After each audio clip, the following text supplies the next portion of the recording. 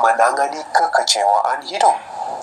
Dengarlah dengan teliti seraya saudara Edgar Yu dari Sidang Penampang Timur menyampaikan ceramah yang bertajuk Bersukacita biarpun menghadapi kesusahan. Kita semua sedang menanti-nantikan masanya di mana Yehovah menunaikan janjinya untuk memulihkan bumi ini menjadi sebuah Firdaus. Ya, apabila masa itu tiba, semua penyembah Yehovah yang setia pasti akan memiliki sukacita yang berlimpah-limpah. Dan kita memang tidak sabar-sabar menantikan masa itu tiba. Sementara kita menunggu masa itu tiba, kita sekarang masih hidup di dunia syaitan yang penuh dengan cabaran.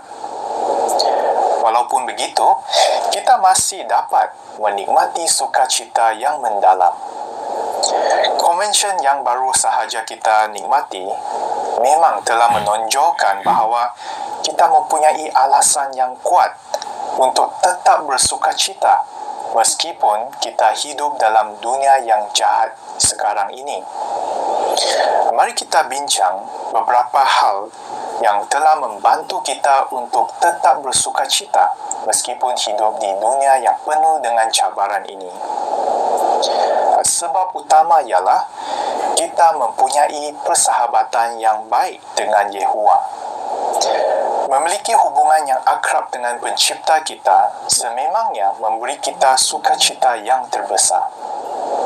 Orang di dunia, apabila mereka mengenal seseorang yang berkenamaan, yang popular atau berpangkat tinggi, mereka berasa teruja dan gembira.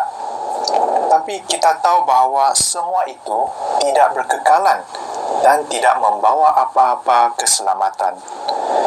Sebaliknya, bagi kita yang berpeluang untuk mengenal dan menjalin persahabatan yang akrab dengan Tuhan yang Maha Kuasa, itu jauh lebih baik dan berkekalan.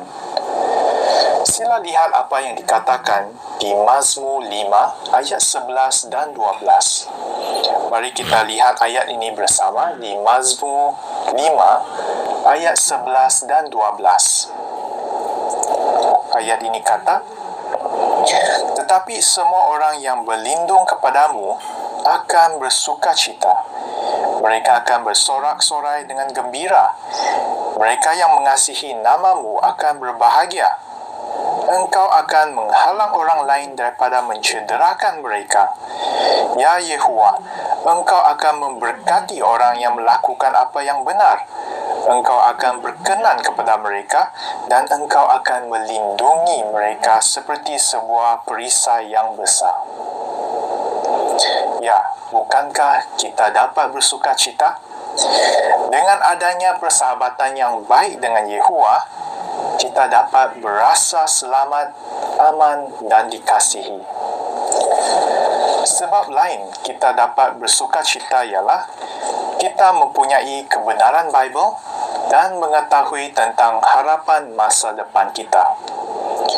Ya, tidak seperti kebanyakan orang yang berada dalam kegelapan rohani, kita bebas daripada ajaran-ajaran palsu dan kita dilindungi daripada dijerat oleh perbuatan dan kelakuan yang buruk. Pengetahuan yang tepat tentang Bible juga membina iman kita tentang harapan masa depan kita. Ya, kita bersukacita sekarang kerana kita mengetahui bahawa tidak lama lagi kerajaan Tuhan akan menyelesaikan segala masalah yang kita hadapi sekarang. Sebab seterusnya yang membantu kita bersukacita sekarang ialah apabila kita menunjukkan kebaikan hati kepada ahli keluarga, saudara-saudari dan orang lain. Yesus kata di Kisah 20 ayat 35, Yesus kata lebih berbahagia memberi daripada menerima. Ya, kita boleh memberi dengan menunjukkan kebaikan hati melalui perbuatan dan juga kata-kata kita yang membina. Terutamanya pada masa sekarang, kita ada banyak peluang untuk menunjukkan kebaikan hati kepada orang lain. Ya, apabila kita menunjukkan kebaikan hati kepada ahli keluarga, saudara-saudari dan orang lain, kita akan dapat menjalin persahabatan yang baik dengan mereka. Selain itu, kita buat hati Yehuwa gembira kerana kita sedang mencerminkan sifatnya yang suka memberi. Sebab lain yang membuat kita sukacita ialah apabila kita rela memaafkan orang lain. Orang yang suka berdendam sebenarnya sedang menyakiti diri sendiri. Perasaan negatif ini akan merampas sukacita kita. Selain itu, banyak pakar kesihatan juga setuju bahawa perasaan dendam dapat menjejaskan kesihatan kita. Sebaliknya, dengan rela memaafkan orang lain, kita dapat menjadi lebih ceria serta dapat mengekalkan kedamaian dan perpaduan antara sesama. Dan yang terpenting sekali, seperti yang dikatakan di Matius 6 ayat 14, ayat itu kata, "Jika kamu mengampunkan kesalahan orang lain, Bapa kamu yang di syurga juga akan mengampuni kamu." Ya, jika kita ingin menjadi sahabat Yehuwa dan tetap bersukacita, kita mesti rela mengampuni. Sebab yang kelima yang membantu kita bersukacita ialah kerja pengibaran kita. Apabila kita tekun dalam kerja pengibaran, tidak kira apa sambutan orang lain, kita masih dapat gembira kerana kita sedang melaksanakan tanggungjawab yang diberikan oleh Yehuwa. Dan meskipun kita perlu mencurahkan banyak usaha dan masa untuk membantu orang mengenal kebenaran Bible, namun apabila kita melihat mereka berusaha untuk membuat perubahan dalam hidup kerana didorong oleh apa yang mereka belajar, kita berasa sangat puas dan sukacita. Sebab yang seterusnya membuat kita sukacita ialah apabila kita merenungkan berkat dan sokongan Yehuwa sepanjang masa ini. Mari kita lihat contoh kata-kata Daud di Mazmur 13 ayat 5 dan 6. Mari kita baca ayat ini bersama di Mazmur 13 ayat 5 dan 6. Daud sini berkata, "Tetapi aku yakin terhadap kasih setiamu. Hatiku akan bersukacita kerana engkau menyelamatkan aku. Aku akan bernyanyi kepadamu, ya Yehuwa, kerana engkau telah memberkati aku dengan berlimpah-limpah." Dan mengapa Daud dapat bersukacita meskipun dia menghadapi banyak cabaran? Di ayat 6, memberitahu kita bahawa kerana Daud ingat dan merenungkan berkat yang dia terima daripada Yehuwa yang berlimpah-limpah. Jadi, apakah berkat dan sokongan daripada Yehuwa yang boleh kita renungkan? Kita boleh renungkan betapa baiknya untuk berada dalam organisasi Yehuwa yang bersatu padu. Kita juga boleh renungkan bagaimana prinsip-prinsip Bible yang kita belajar telah membantu mengubah hidup kita. Hal lain yang kita boleh renungkan ialah manfaat daripada korban tebusan Yesus. Ya, dengan meluangkan masa untuk merenungkan semua berkat dan bantuan yang kita terima daripada Yehuwa, hal ini akan membantu kita sedar bahawa betapa berharganya kita bagi Yehuwa. Sebab lain yang membuat kita sukacita sekarang ialah apabila kita melihat ciptaan Yehuwa. Apakah perasaan anda apabila anda berada di pantai pada waktu senja dan melihat matahari terbenam? Atau apabila anda melihat pemandangan yang cantik? Ataupun apabila anda melihat kucing peliharaan anda sedang bermain?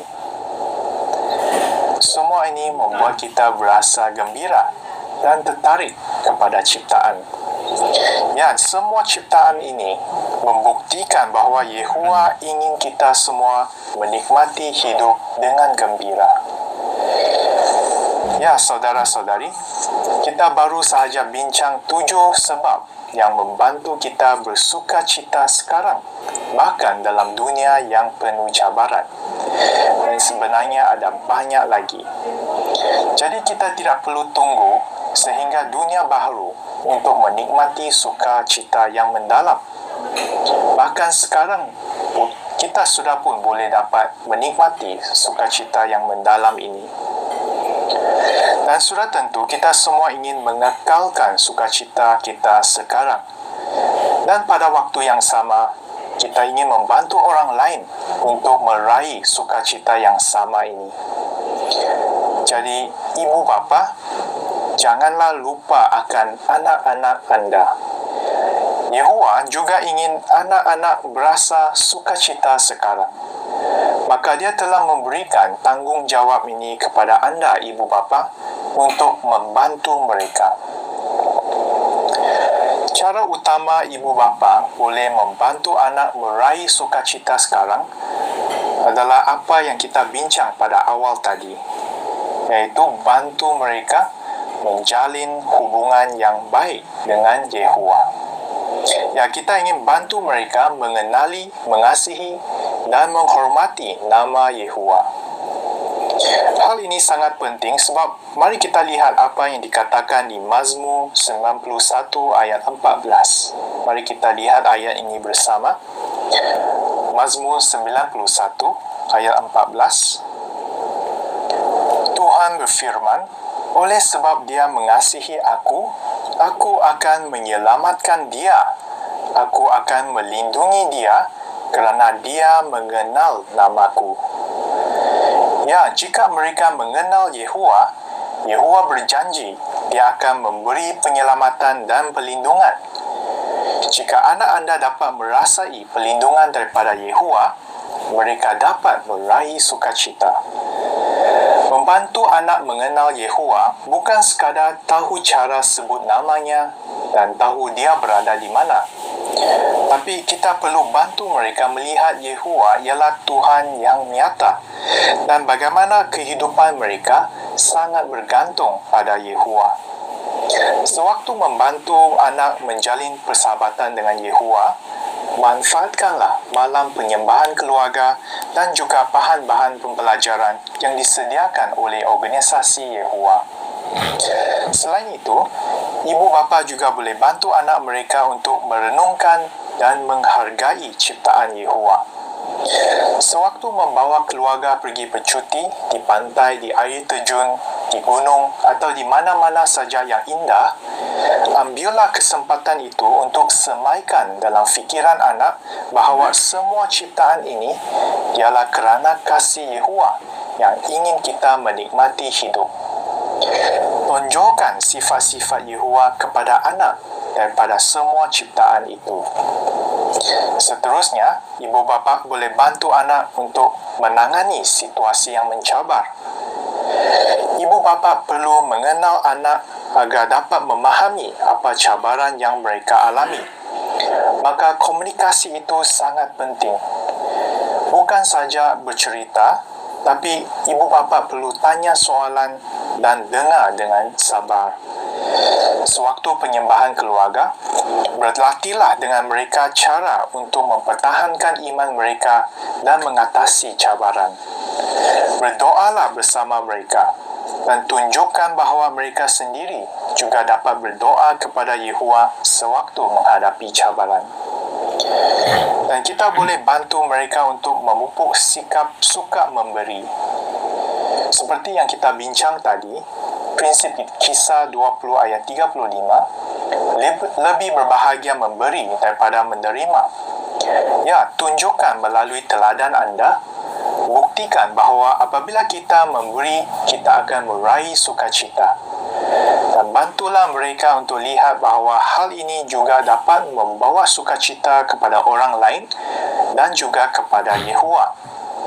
Galakkanlah mereka untuk menggunakan apa saja kemampuan mereka untuk berbuat baik kepada semua orang.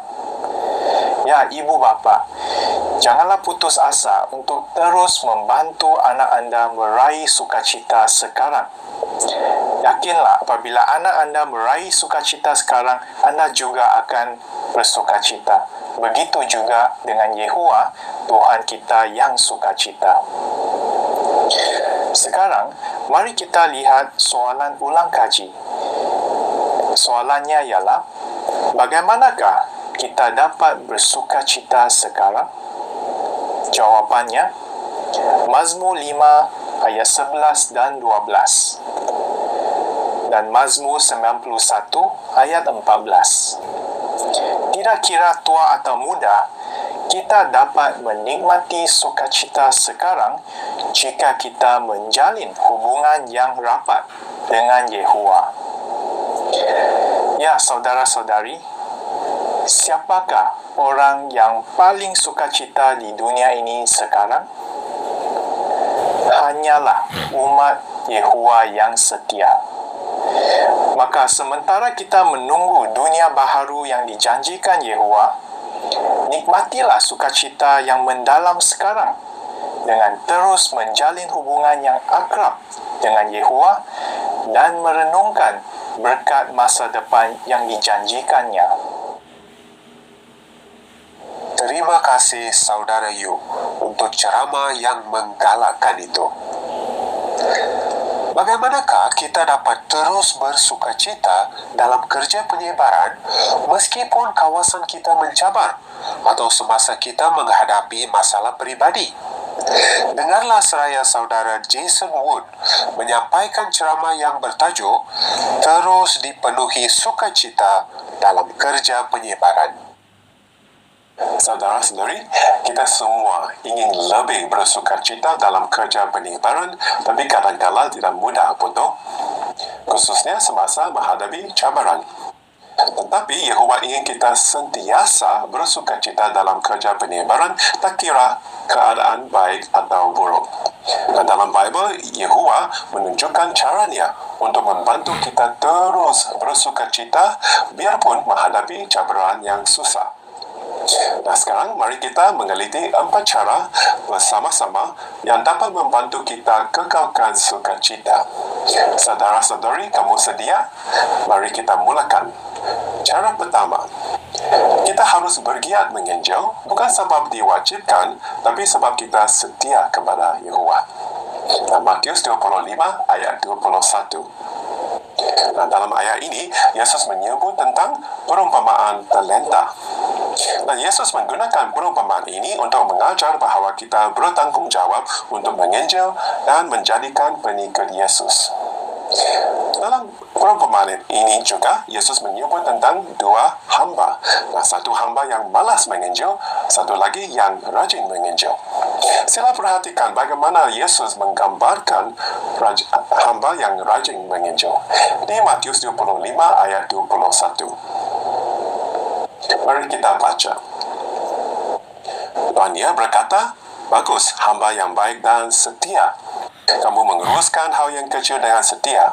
Jadi aku akan melantik kamu untuk menguruskan lebih banyak hal. Bersukacitalah bersama Tuanmu. Sila perhatikan, Yesus menyebut tentang hamba yang setia, bukan hamba yang rajin. Tapi bukankah kata lawan rajin atau kata lawan malas rajin? Jadi, mengapa Yesus menyebut tentang hamba yang setia? Sebab, Yehovah ingin kita memahami, walaupun kerajinan penting, tapi apa yang lebih penting? Ya, dorongan kan? Dorongan yang di sebalik kerajinan kita, iaitu sifat kesetiaan. Mengapa? Nah, fikirkanlah, kalau kita rajin menginjil sebab diwajibkan, adakah ini membuat kita betul-betul gembira? Tidak kan?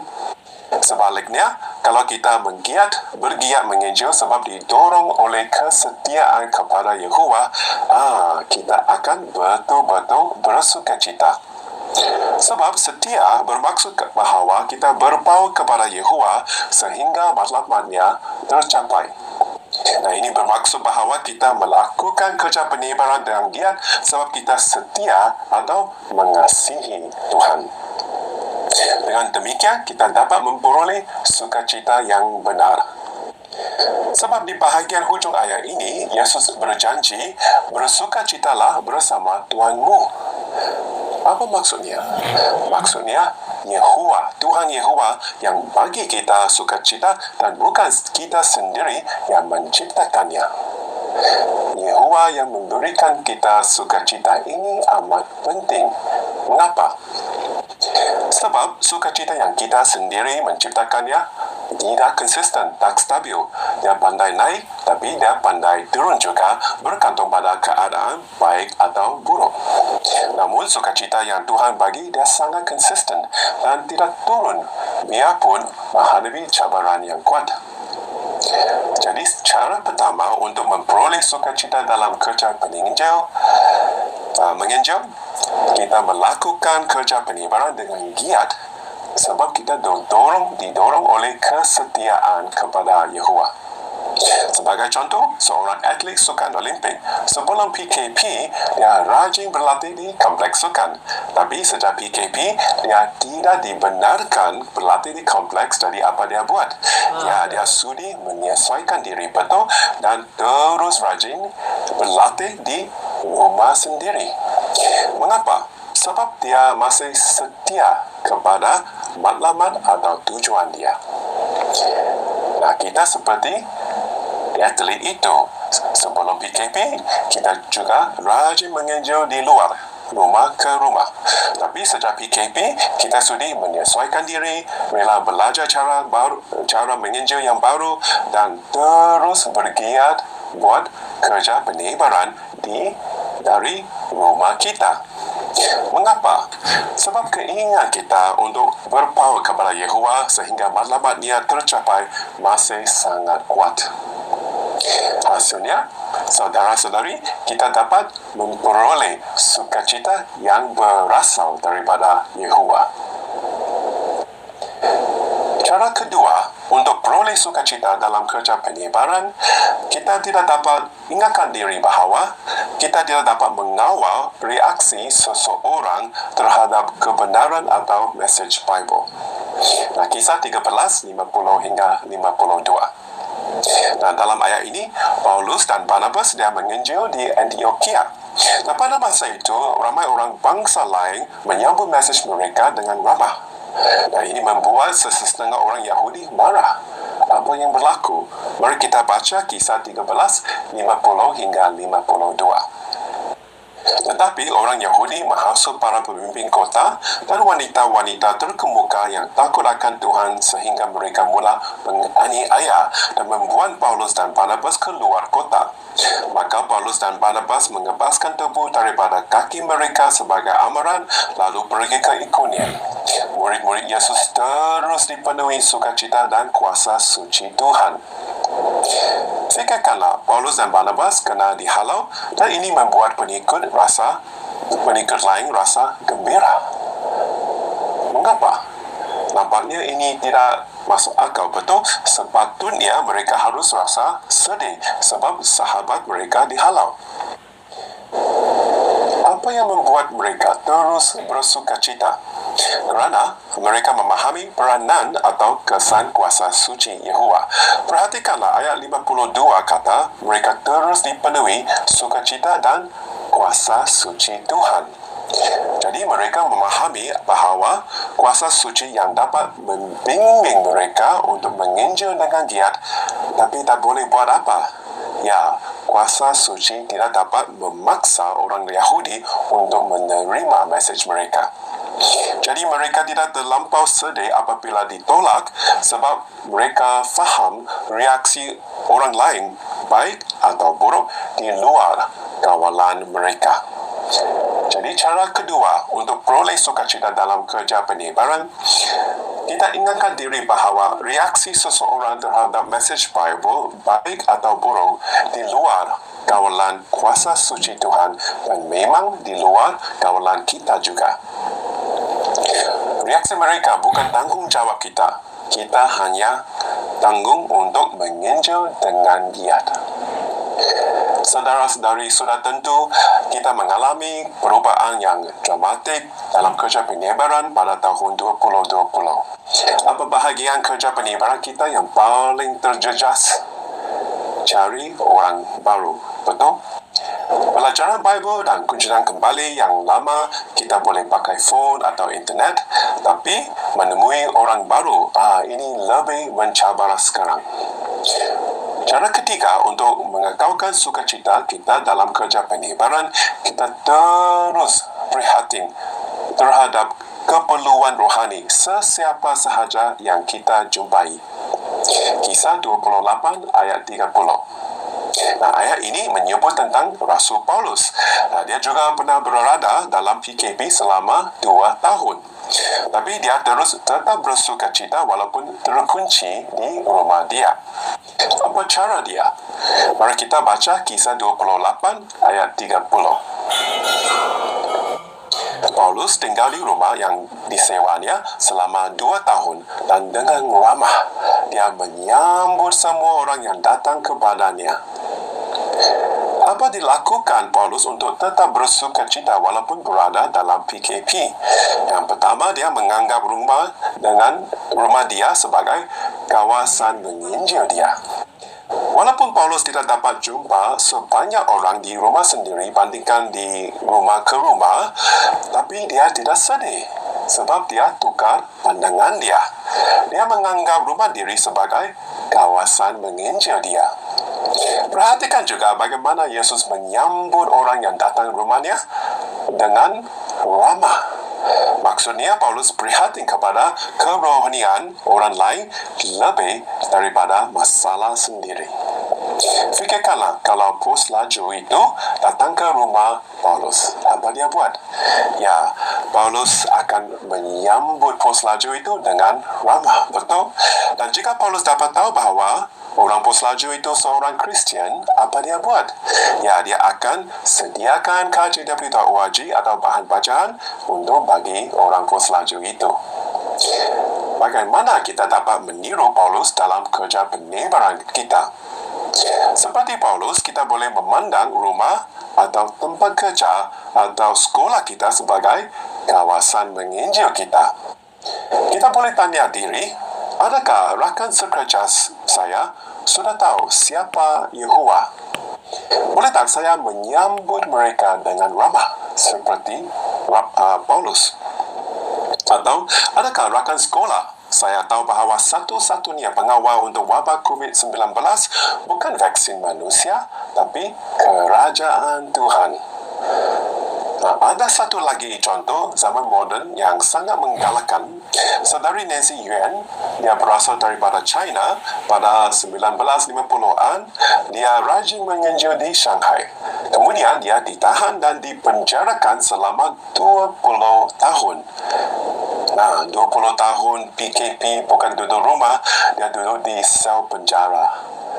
Tetapi saudarinya dia tetap sukacita walaupun keadaan dia begitu buruk. Mengapa? Saudara Yuan kata, saya menganggap penjara saya sebagai dewan perjumpaan saya. Apa maksud dia? Biasanya, kita lebih bebas cakap tentang Yehovah dan hal-hal rohani di luar atau di dewan perjumpaan kita. Ya, jadi saudari Yuan, dia tukar pandangannya dan ini membuat dia lebih berani cakap hal-hal rohani kepada siapa? Pengawal, pegawai dan tahanan lain. Ya, tidak kira saudari Yuan dia rumah ke rumah atau duduk di sel penjara, dia terus berpaut kepada Yehovah sehingga matlamat dia tercapai. Jadi saudara-saudari, bagaimana kita dapat meniru saudari Yuan? Seperti saudari Yuan, kita mungkin rasa takut cakap tentang hal-hal rohani kepada orang yang tidak dikenali.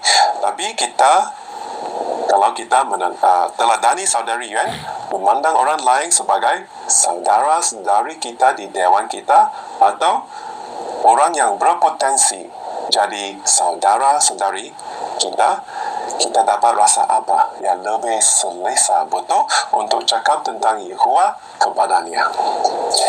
Ya, jika kita prihatin kepada keperluan rohani orang lain lebih daripada masalah sendiri, kita akan meraih sukacita yang betul-betul berasal daripada Tuhan Yehovah.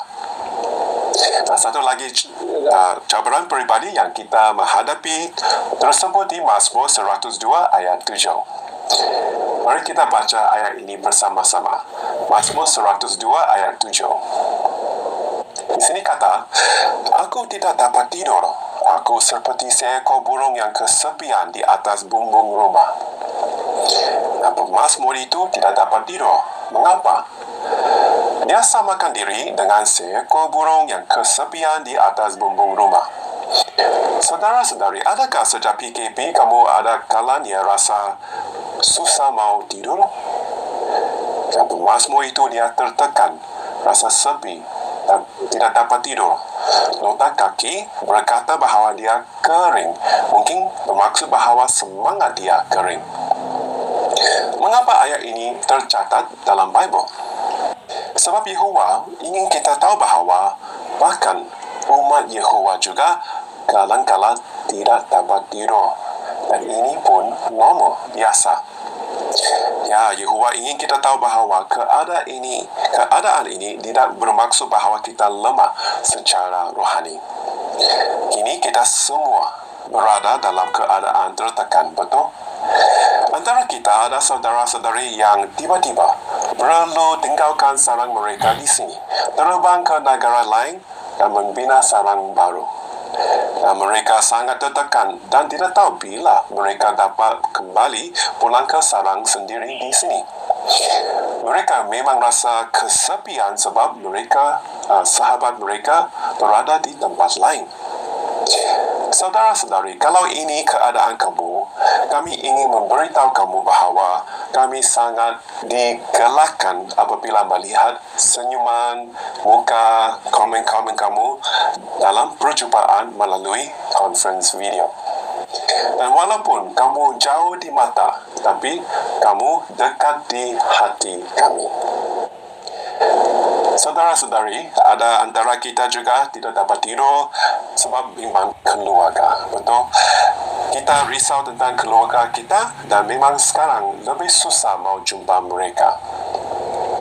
Ada juga antara kita memiliki perasaan negatif. Nah, burung itu di ayat Mazmur dia sepi, tidak dapat tidur, tapi dia betul-betul bersendiriankah? Tidak juga, betul? Sebab dia ada Yehova di sisi dan dia ada banyak sahabat dia yang ambil berat dia di sisi dia juga. Tapi dia masih rasa kesunyian, kesepian, perasaan. Walaupun bukan kenyataan, ini keadaan juga yang normal.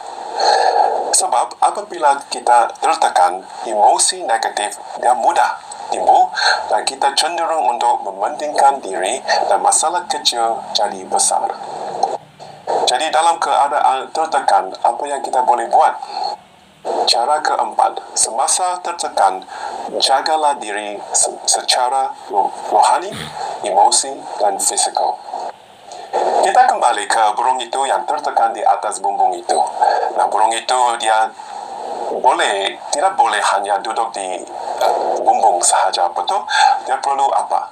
Ya, dia perlu gerak, terbang, maksudnya dia perlu bersenam. Semasa tertekan, kita perlu jaga kesihatan fizikal kita. Nah, burung itu kering. Nah, jadi dia perlu apa? Dia perlu minum air, betul? Sebab dia kering. Atau dia perlu jaga nutrisi dia. Nah, kalau kering secara semangat, apa dia memerlukan? Dia perlu cakap dengan Yehova. Betul-betul luahkan isi hati dia kepada Bapa Yehova yang ambil berat dia. Apalagi burung itu yang memerlukan? Dia perlu sahabat sejati. Nah, ingatkan dirilah bahawa 2 atau 3 sahabat sejati dia jauh lebih baik, jauh lebih berharga daripada 1000 kenalan di handphone kita. Di mana kita boleh mencari sahabat yang betul-betul prihatin kita? Ya, kita boleh mula dari sidang kita. Ingatkanlah diri bahawa walaupun zaman kita sekarang digelar normal baharu, betul? Tapi hidup sekarang memang langsung tidak normal. Sebab, fikirkanlah, adakah Yehova pernah suruh Adam, kamu mesti kekalkan jarak 1 meter dengan Hawa. Tidak, betul? Ya, keadaan kini memang bukan tujuan Tuhan. Kita yakin bahawa bila norma baharu akan datang, ya, semasa Firdaus, dunia baru tiba, betul? Saudara-saudari, cara keempat, semasa tertekan, jagalah diri secara rohani, fizikal dan emosi. Nah, tadi kita bincang 4 cara betul untuk kekalkan sukacita kita dalam kerja penyebaran. Pertama, kita harus terus bergiat menginjil, bukan sebab diwajibkan, tapi sebab didorong oleh kesetiaan kepada Yehova. Kedua, kita tidak dapat mengawal reaksi orang lain, baik atau buruk terhadap message Bible, tapi kita dapat kawal giat kita dalam kerja penyebaran kita. Jadi kita ingin fokus kita mau fokus apa yang kita dapat mengawal dan bukan apa yang kita tidak dapat mengawal. Ketiga, seperti Rasul Paulus, kita ingin menyambut sesiapa sahaja dengan ramah dan terus prihatin kepada keperluan rohani mereka. Keempat, bila tertekan, jagalah diri secara fizikal, emosi dan paling penting rohani. Jika kita melakukan 4 cara ini, Roma 5, 3 hingga 5 akan menjadi kenyataan. Dalam ayat ini, sila perhatikan 4 langkah dalam satu tindak balas berantai yang perlu dilakukan barulah kita memperoleh sukacita. Nah, Roma 5, 3 hingga 5. Mari kita baca. Bukan itu sahaja, tetapi marilah kita bersukacita semasa menghadapi kesengsaraan. Kerana kita tahu bahawa kesengsaraan menghasilkan ketabahan. Selanjutnya, ketabahan membantu kita mendapat perkenan Tuhan dan perkenan Tuhan membawa harapan. Harapan ini tidak akan mengecewakan kita kerana melalui kuasa suci Tuhan yang telah diberikan kepada kita, kasih-Nya telah dicurahkan ke dalam hati kita. Saudara-saudari, dapatkah kita memperhatikan 4 hal ini? Yang pertama, kita menghadapi kesengsaraan. Ini menghasilkan ketabahan dan ini bantu kita dapat perkenan Tuhan dan akhirnya ini membawa harapan. Mengapa harapan berbaris di belakang dan bukan di depan? Bukankah kita perlu memiliki harapan dulu barulah kita bertabah? Harapan ini tidak dimaksudkan harapan hidup kekal. Dia lebih mendalam, merujuk kepada harapan peribadi kita.